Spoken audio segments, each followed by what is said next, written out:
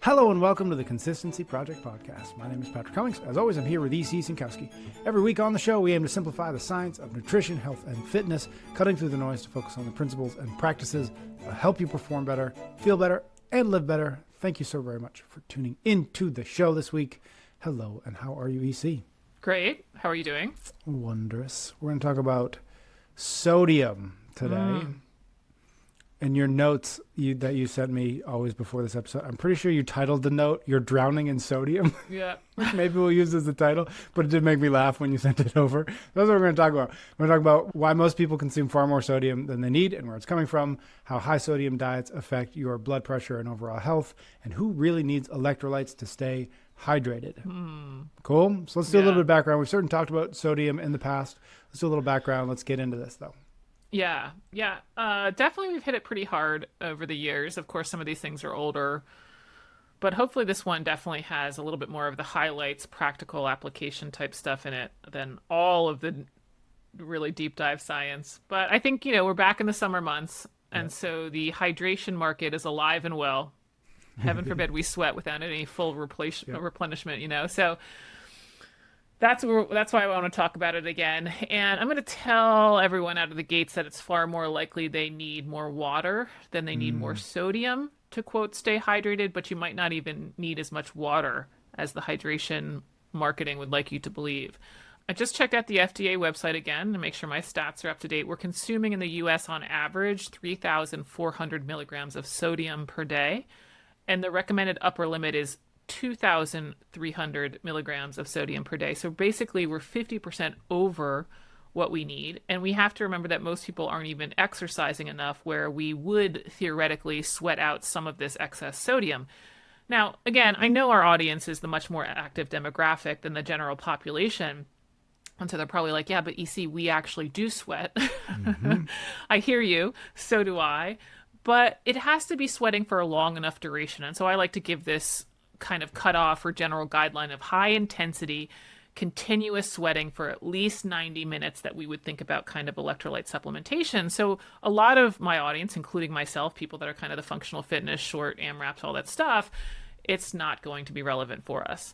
And so sodium is one of these things that I think it's either overlooked or people over-index on it, with all of the marketing out there about staying hydrated and what you need. And before we get into it, one more kind of nuance I want to point out to people that sodium is not the same thing as salt. So when we hear the word salt or table salt, that's a combination of both the sodium and the chloride molecule. Those molecules don't weigh the same. So it's about 40%, because they don't weigh the same. About 40% of the weight out of your salt shaker would actually be the sodium molecule. But it's very easy to get concerned of, oh my gosh, I'm having way too much, if you start getting confused about when people are talking about salt versus sodium in foods and stuff like that. So it is good to kind of stay keyed into, right now I just gave the sodium limits, and we're going to focus on sodium numbers in foods. Got it. Okay, so the sodium, we're consuming about 50% too much sodium. Where is that extra 50% coming from? Because I imagine it's not all directly related to really good marketing. Right. Yeah, no, I mean, most people that are over consuming sodium aren't doing it by way of electrolyte packets, although I think that's probably a nuance in our community. But yeah, I mean, no surprise here. Most of our excess sodium is coming by way of processed food and or restaurant and takeout food. I even saw some stat in a paper that in just one restaurant meal alone, you could hit that 2,300 milligrams per day limit. So I've seen different stats. Upwards of 70 to 80% of our sodium intake comes from either processed or restaurant food sources. It's not really coming from your salt shaker, making meals at home. And I think that's probably when people think I need to cut back on salt, probably the first thing they think about is the salt shaker, not these other sources. Yeah, it's the salt that I'm actually putting into the food versus the salt that's already in when in there. reality, that's a small fraction. From the American Heart Association, the top 10 sources of food that contain sodium are like bread and rolls, pizza, sandwiches, cold cuts or deli meats, soups, burritos and tacos, snacks, poultry, cheese, and then egg dishes and omelets. And so a lot of those, I think, when you hear them, especially, again, our audience is like, well, I probably don't do a ton of, the pizza and the sandwiches type stuff. But interestingly enough, and we just got through this section kind of in my app group on the 3 pillars method, and I've heard this before with my clients in the master classes, I have a lot of people that are doing the whole food thing, and they come to learn that their sodium is still high.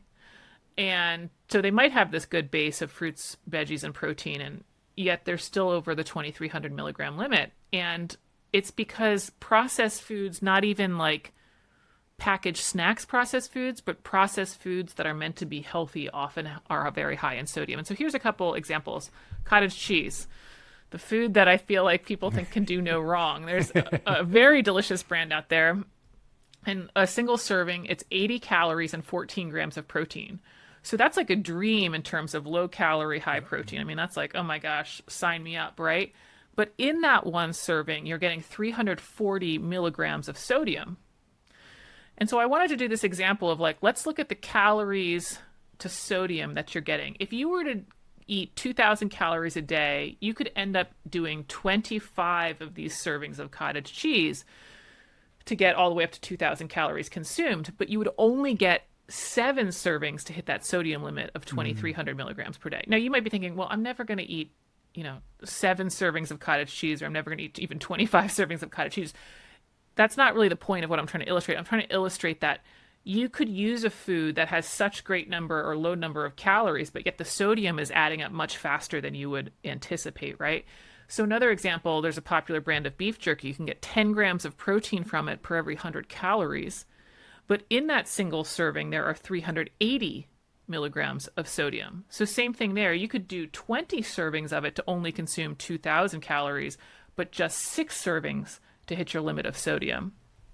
Here's, I think, like just like an incredibly shocking one, and it might not be super relevant in the summer, but I've caught myself a few times with soup. This was a popular organic tomato soup brand. 1 cup of it only has 100 calories, yet it has 670 milligrams of sodium. So again, it would take 20 servings to hit 2,000 calories, but just 3.4 servings to hit that sodium limit. Now, of course, any food can be part of a healthy diet. If you just have this 1 cup of tomato soup and then the rest of the day really doesn't have anything packaged, just fruits and veggies, just whole food protein sources that don't come pre-cooked or pre-seasons or all that stuff, you might be just fine on sodium. But the point here is a lot of us do have these somewhat packaged, although not ultra processed foods. And so it's going to be very easy to be quite high in sodium, even when other aspects of your diet are doing quite well, like calories and protein that are obviously central to the 3 pillars method. We've talked a lot, obviously we've talked a lot about protein. We've talked a lot about calories. One of the things we don't talk a lot about is whether it's flipping the label over and actually looking at that, how much sodium is in there. And so I just bring that up to say, like, how is that the simplest way to begin to assess how much sodium we're actually getting? And if we're on that negative side of that 50% too much sodium, is it just simply beginning to look at the sodium count as well as all the other things that we look at when we look at a label? Totally. Yeah. I mean, you can definitely do it the old-fashioned way. Just flip it over, use your pen and paper and a Post-it, and kind of tally as you go. I'm sure half the listeners at least are, oh my gosh, woman, like stop with the Post-its and let's move into the digital era. But yeah, that's the simple way to do it, and that would be a great way to just get a really rough assessment of where you are. And you can even start with just like, hey, anything that's, comes with a nutrition label, I'm just going to start there and see where I fall, and you're probably going to be pretty close. Of course, apps do this just as well, MyFitnessPal, but my app, 3 Pillars Method, does it. And I think it's a great way to see what your sodium intake is, even if you aren't necessarily committing to weighing and measuring everything forever. You just take a really representative, this is a typical day for me, and see where you fall. Now, what's interesting about using an app for tracking, it's actually going to be a little bit low, probably to what your true consumption is, because we're not actually accounting for what is coming out of your salt shaker, as we mentioned. And we also have to be really fastidious or keyed in when we're tracking that we want to look at things like the electrolyte packets, of course, or even some flavored water packets that you might add that aren't necessarily advertised as electrolytes, because you'd be surprised that those items also have more sodium than you thought in it. For example, I was poking around my kitchen to try to find some different examples, and I have a lemon flavor that I add to water. It's only got 10 calories, so it's very easy to think, this has nothing in it. It's not a, quote, electrolyte packet, but it has 70 milligrams of sodium. So again, the ratio percentage of sodium that I'm getting is much higher than the amount of calories I'm getting. And so all of this stuff really starts to add up. And so I think it is really useful for people just to take a day, go through it either on an app or whatever, back of the envelope calculation to see where they fall. Another way that if people are like, okay, I'm not even interested in doing a full day assessment though, is I think a very general kind of rule of thumb people can use is you want to be very, very cautious on items where the sodium milligrams are higher than the calories per serving. So that cottage cheese example, 340 milligrams of sodium, 80 calories. The soup example, 670 milligrams of sodium, 100 calories. Now, again, that won't put together the whole day for you, but if you have a few of those items in your diet where the sodium is much, much higher than the calories, it's almost going to be a given that you're going to be over the sodium target. Let's talk a little bit about the adverse effects of too much sodium, and maybe start with blood pressure. What is the relationship or the cause and effect between sodium and blood pressure? Yeah, that's the most kind of well-known one, documented one. I will say it is still subject to some genetic variation, shocker, that not everybody has that. But typically, I would say more often than not, we see when people increase their sodium in their diet, their blood pressure goes up.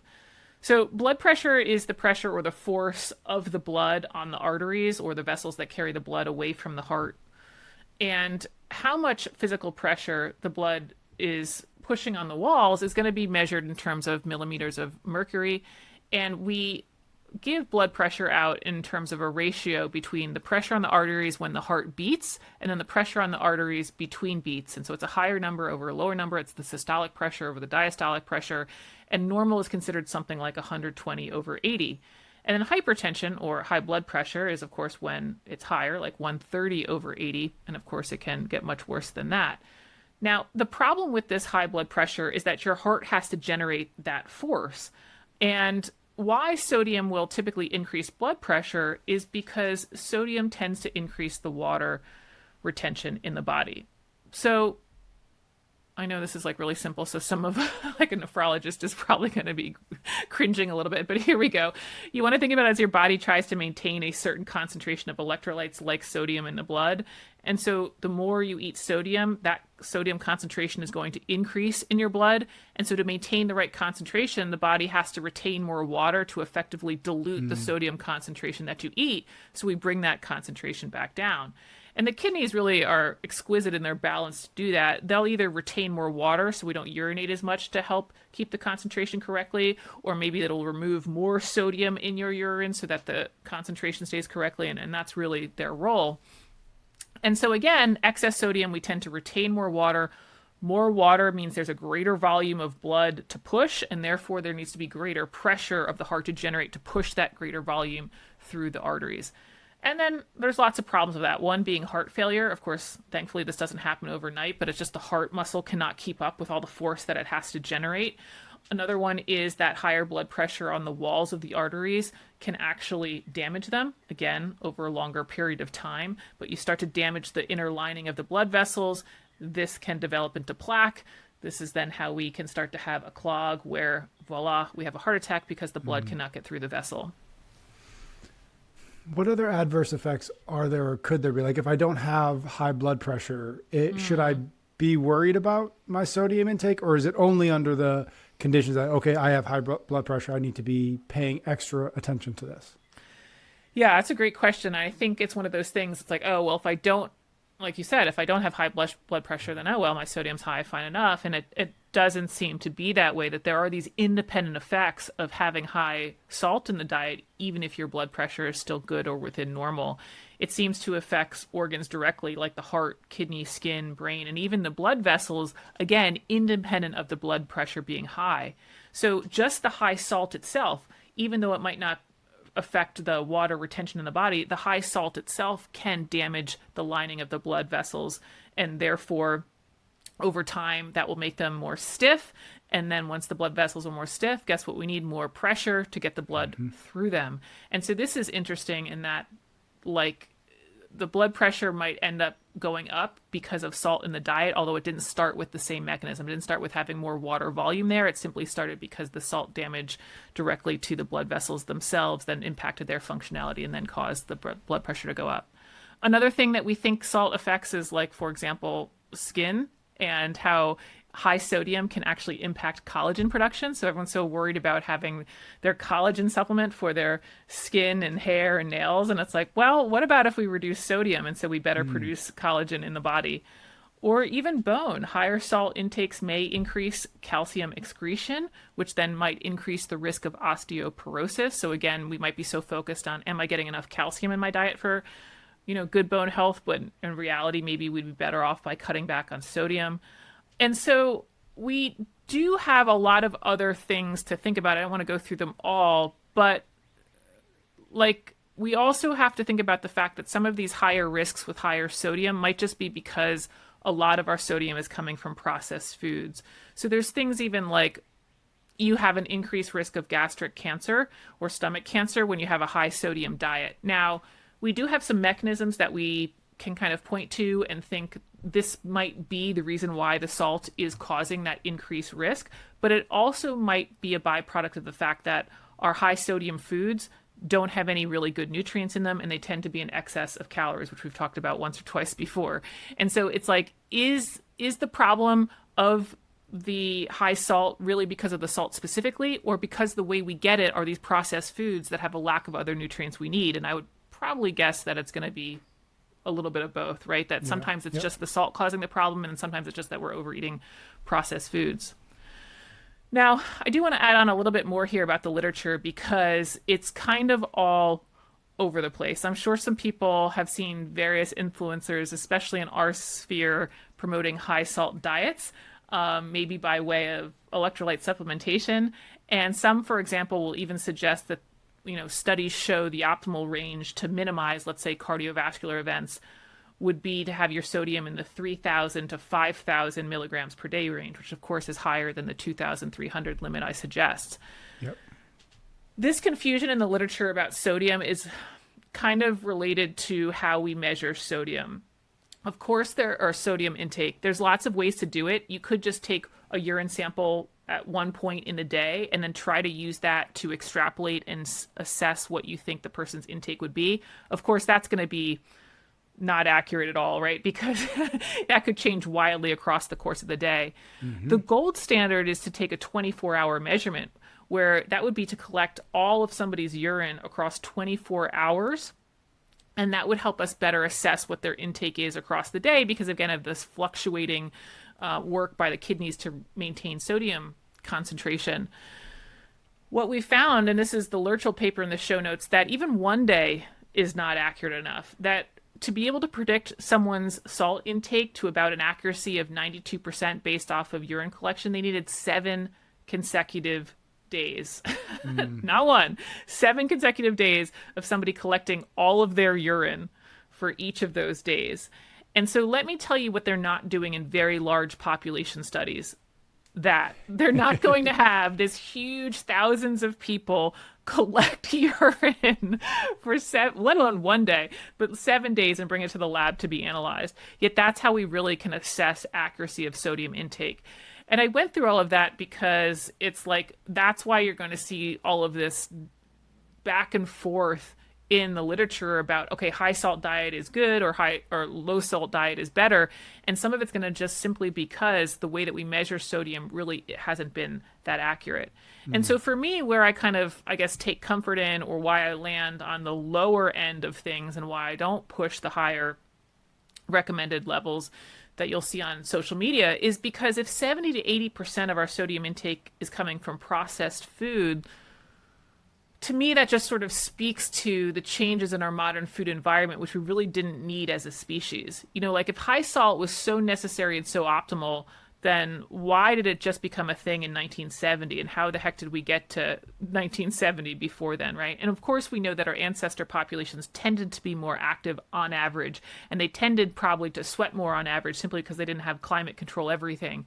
So to me, it sort of is like, yeah, I think that it's more an artifact of our processed food, and that it would be more health protective to land on the lower end of this, and then understand that some of the discrepancies in the literature are more because of a lack of accuracy of the measurement of salt intake than necessarily really showing us that that's where it's more optimal to be. Is there a reason that the testing is done with a urine sample and not on the front end. Oh, In other words, tracking or yeah. measuring sodium intake by tracking food, and not, is it just that more people will pee in a cup than they will log their food? Great question. No, they do that as well, but that is going to be even more inaccurate than the pee in a cup because we'll end up losing more by way of urine, and so we can get a better assessment. We've talked about before the fact that people don't do so great recording their food. Yeah, yeah. And so the pee in a cup actually will be more accurate than the recording of the food.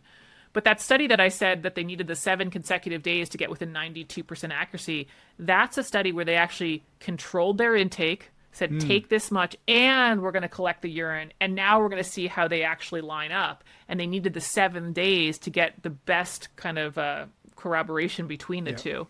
Yeah. Oh, got it. So because they knew the intake Yep. and they knew, got it. Then that's how Yeah. they could figure it out. Yeah, and that's how they figured out that the 7 days was really necessary. Uh-huh.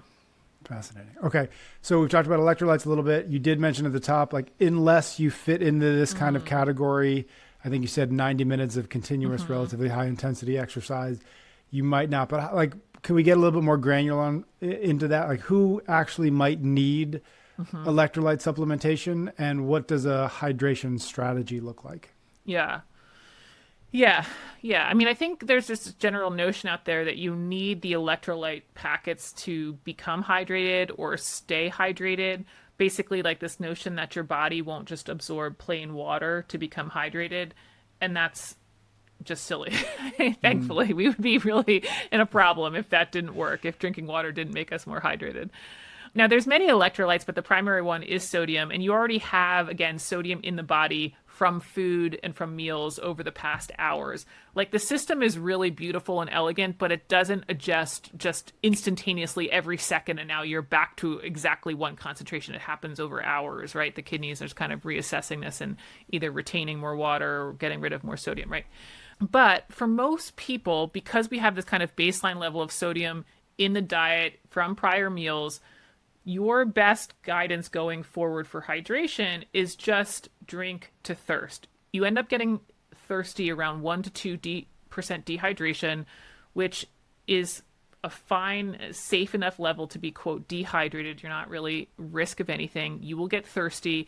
And basically, when you drink, you refill that water volume that was lost, maybe by breathing out or by sweating or using the restroom or something like that. And that's how you just kind of maintain the right concentration of sodium, which, again, generally on average, most of us are already over where we need to be. So we're probably kind of maintaining a higher water volume than we need to. We're just retaining more water because the sodium coming in is pretty darn high. And you're going to know if you're drinking enough water, not based on some multiple day challenge, not based on these crazy recommendations of drink a gallon a day or whatever it is. You're going to know if you're drinking enough water if you're drinking to thirst, and then your urine is pale yellow. Doesn't have to be clear. You don't have to necessarily measure it based on liters. It's drink to thirst and your urine is pale yellow. That's going to be your best, most accurate way to do it. Now, in terms of electrolytes, who needs that? Again, not a lot of people. I think the misconception is that we lose a lot of electrolytes or sodium in sweat.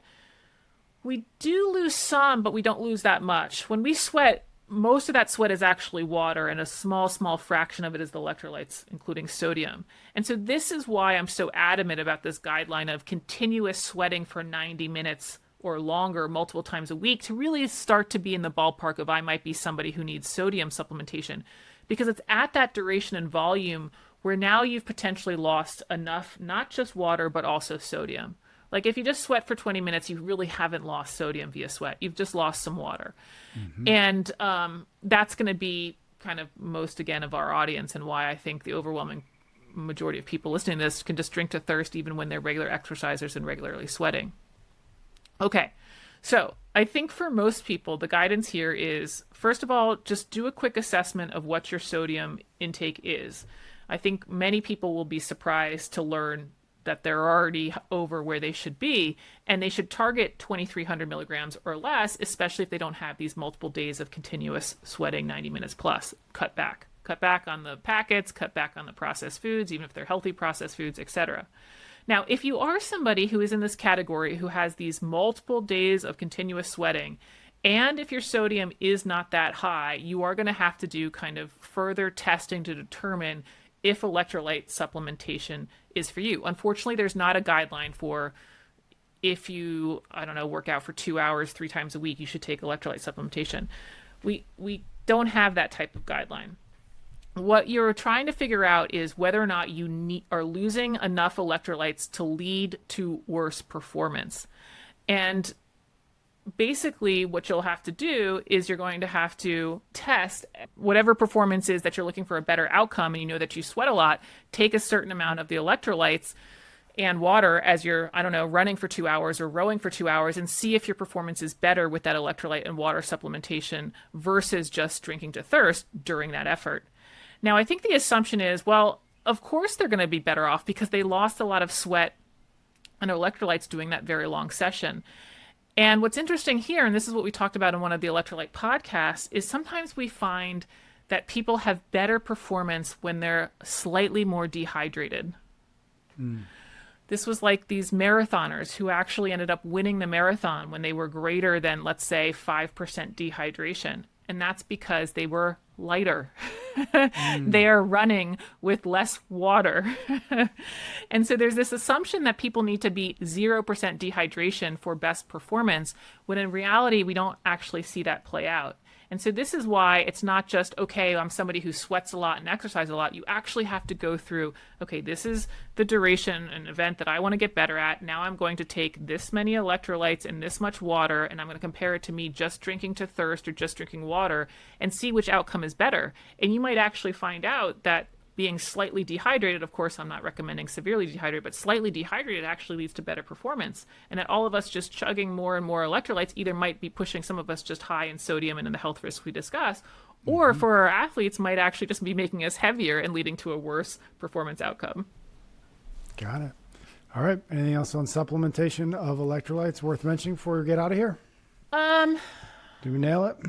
I think we nailed it. I think that people will often say, I like the taste, you know, or like, it's more, I feel better is what I hear after I've had the supplement packet, right, with my water. And it's just like, yeah, you like the taste. There's a little bit of sweetness to it. We tend to like salt. Like, that's why you like it. That's why you, quote, feel better. It's not necessarily because you were dehydrated. Yeah. And before all the electrolyte supplementation, that's pretty much what made Gatorade a multi-billion-dollar company. Totally. Right? Totally. And that does have some sodium in it, but still, it's like people like the taste of flavors more than they don't. Take it from my 5-year-old. Orange Gatorade is the best. Yes. Thank you, Z. Thank you, everybody out there, for listening, for your reviews and your ratings. They do help new folks find the show. So if you haven't reviewed and rated the show on Apple Podcasts, we would appreciate it. Do make sure you're subscribed wherever you're listening and watching so you don't miss another episode. And EC and I will be back next week for a brand new episode of the Consistency Project podcast.